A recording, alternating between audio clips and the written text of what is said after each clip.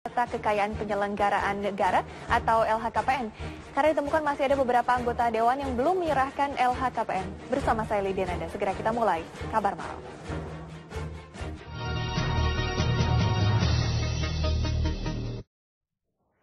Inilah informasi pertama, pemirsa. Kebakaran menghanguskan sebuah rumah kos di kawasan padat penduduk di Kelurahan Karangmumus, Samarinda, Kalimantan Timur. Warga di kawasan padat penduduk Jalan Muso Salim, Samarinda ini panik melihat api menghanguskan sebuah rumah kos berlantai 2. Warga bersama petugas pemadam kebakaran berusaha memadamkan kobaran api agar tidak merembet. Api diduga berasal dari korsleting listrik di lantai 2 rumah kos yang berisi 14 kamar ini. Tidak ada korban jiwa dalam musibah ini, namun kerugian ditaksir mencapai ratusan juta rupiah.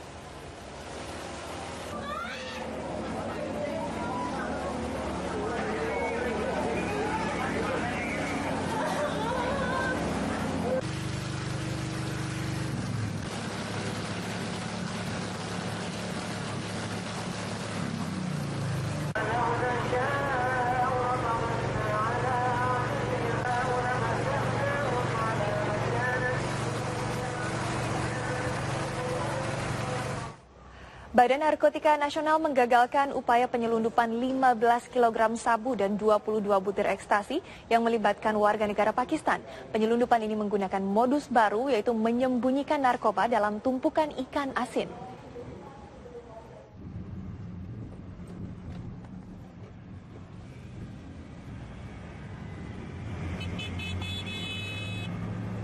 Petugas Badan Narkotika Nasional menyergap 2 anggota jaringan narkoba internasional.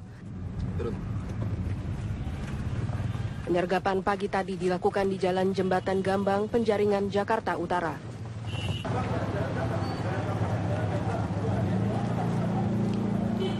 Penyergapan kedua tersangka diawali ketika petugas BNN yang menumpang sepeda motor mengejar sebuah mobil yang ditumpangi kedua tersangka. Yang nyetir siapa dia ya? Kamu yang nyetir ya? Lihat sini. Terus sampai di pertengahan sono kehalang mobil help. Saya di belakang mobil help itu.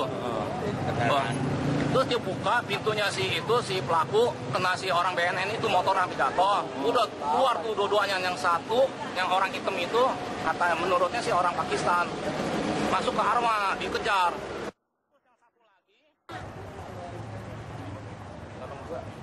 Petugas melepaskan tembakan peringatan ke udara.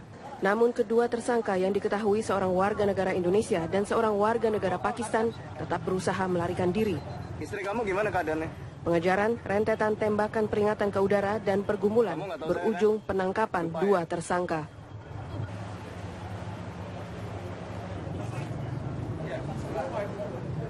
Petugas membawa kedua tersangka dan mobil berisi narkoba ke kantor Badan Narkotika Nasional di Cawang, Jakarta Timur. Apa itu, obat batuk apa? Obat flu. Dia pernah ketangkap ini, udah pinter dia. Oh, wah apa itu? GS 34 tahun warga negara Pakistan dan IA 45 tahun warga negara Indonesia ditangkap saat menyelundupkan sabu kurang lebih 15 kg dan 22 butir ekstasi.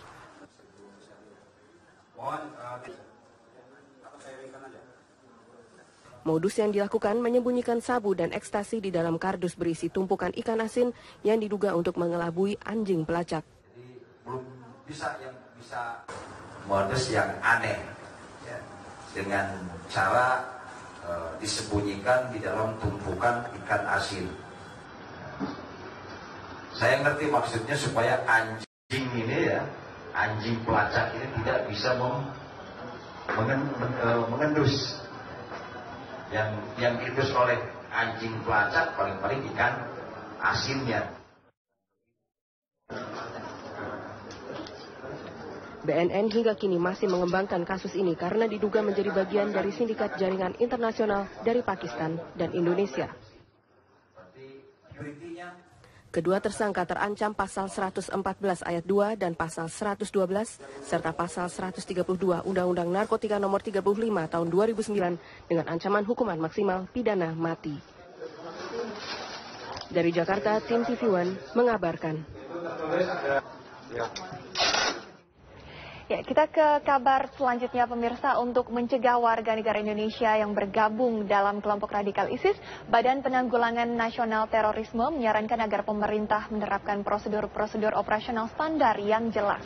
Direktur Deradikalisasi BNPT Irfan Idris menyampaikan hal ini berkaitan dengan WNI yang ikut tur kemudian memisahkan diri dan diyakini ikut kelompok ISIS.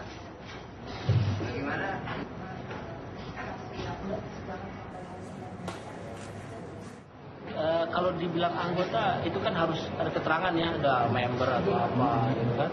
Setahu saya belum pernah lihat itu. Kalau kedatangan beliau ke Suriah, beliau akui di dalam surat, di dalam berita acara pemeriksaannya ke Suriah. Tujuan awalnya untuk manusia. Untuk mencegah warga negara Indonesia bergabung dalam kelompok radikal ISIS, Badan Penanggulangan Nasional Terorisme menyarankan agar pemerintah menerapkan prosedur-prosedur operasional standar yang jelas.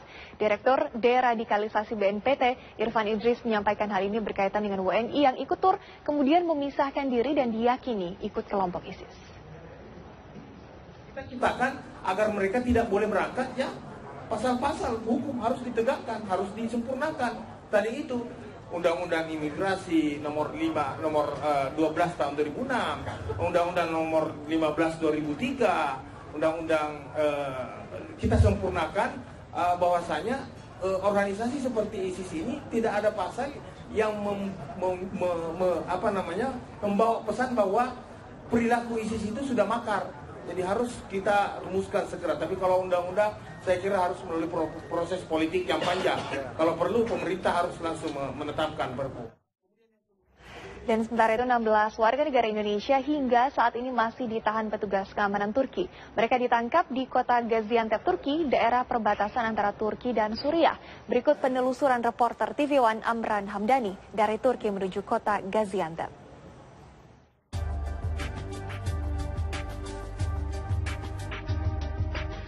Perjalanan dengan jalur darat kami mulai dari Ankara, ibu kota Turki, menuju kota Gaziantep, kota perbatasan antara Turki dengan Suriah. Butuh waktu 9 jam perjalanan atau sekitar 877 km untuk sampai ke kota Gaziantep.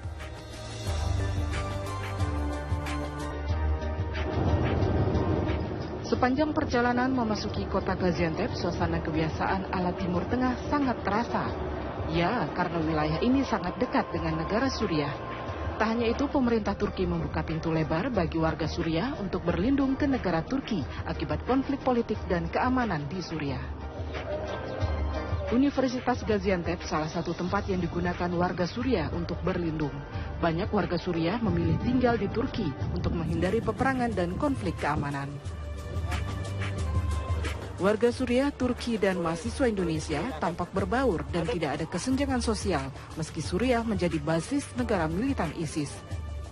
Sementara itu, 16 warga negara Indonesia yang ditangkap petugas keamanan Turki masih ditahan di kota Gaziantep ini. Kami tidak bisa menemui 16 WNI tersebut karena dalam penyidikan petugas. Pemerintah Turki mendapatkan ke-16 WNI tersebut memasuki kota Gaziantep untuk menyeberang ke negara Suriah.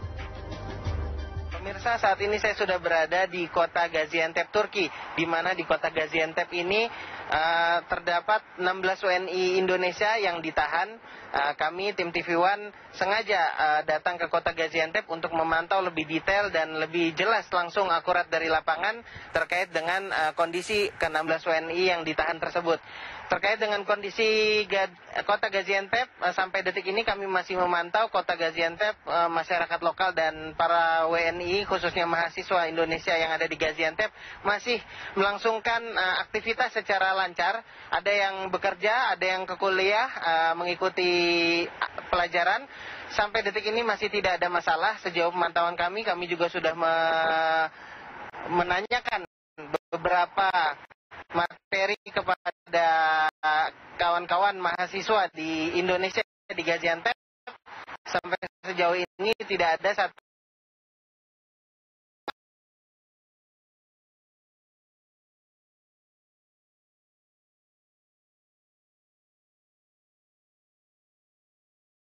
ini TV One mengabarkan.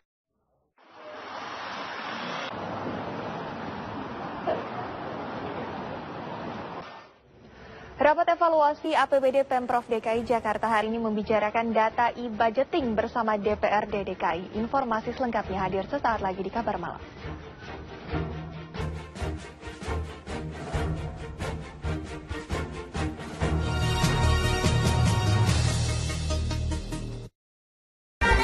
Pemerintah memutus. Dalam politik, tidak semua.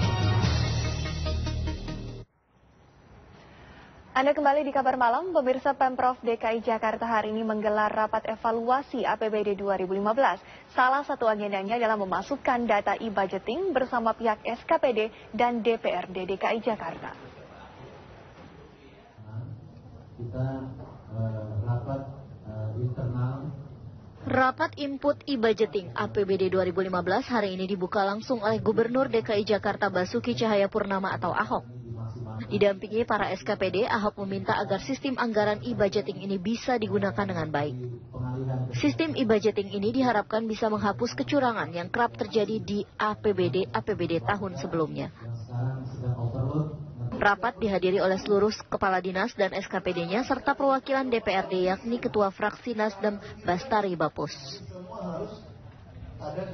Gunanya sistem ini untuk mengetahui atau menjaga jangan sampai terjadi manipulasi di tengah jalan. Nah, ini semua di Pemda kan eksekutif yang ngisi.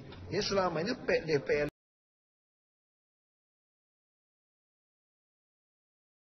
itu nggak pernah ngisi sebetulnya. Kita kasih tahu mereka kalau dia mau password, kita kasih tahu untuk DPRD kalau dia mau bantu lock. Kan pengawasan.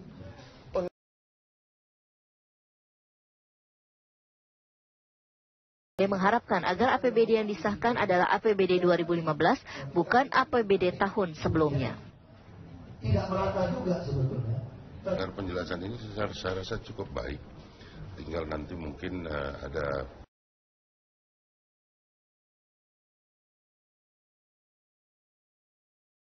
pembicaraan ataupun diskusi lebih lanjut.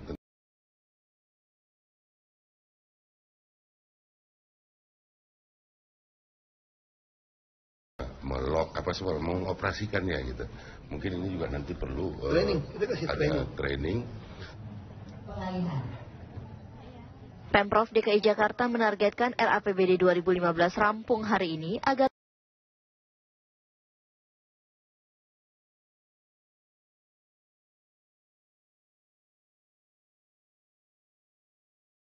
bisa diserahkan esok kepada Kemendagri.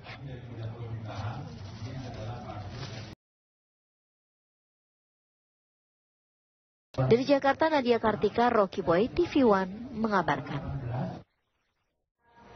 Sementara itu, Kepala Badan Kepegawaian Daerah BKD DKI Jakarta Agus Suradika mengungkapkan selama 3 bulan evaluasi PNS sejak perombakan massal 2 Januari lalu, belum ada pejabat yang disafkan. Namun ada pejabat eselon yang mengundurkan diri. Selain ada pejabat yang mengundurkan diri, banyak pejabat eselon lain yang berminat mengundurkan diri. Gubernur DKI Jakarta Purnama menyebut pejabat eselon 4 yang mengundurkan diri adalah seorang ibu yang sedang mengandung. Pejabat itu bekerja di Dinas Kebersihan DKI dan merasa tidak kuat untuk turun ke lapangan.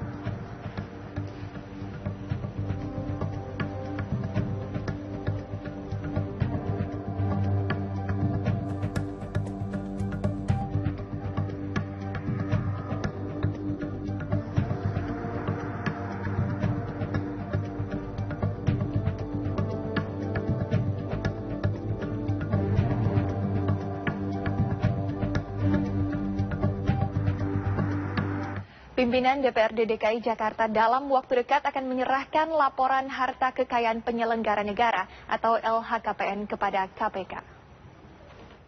Karena saya dikasih formnya oleh Dewan, ya kita sih udah isi, tinggal secara kolektif mungkin Dewan sampaikan itu aja. Kalau soal pemeriksaan PPATK kan tiap hari juga PPATK periksa dong ketika ada.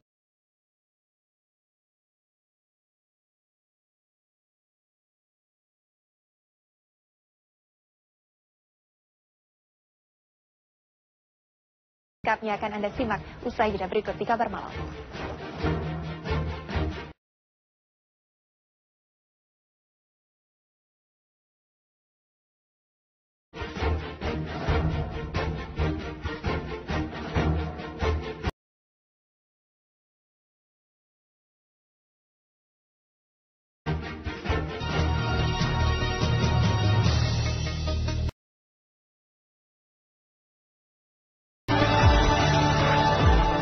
Rasanya sih mirip lontong.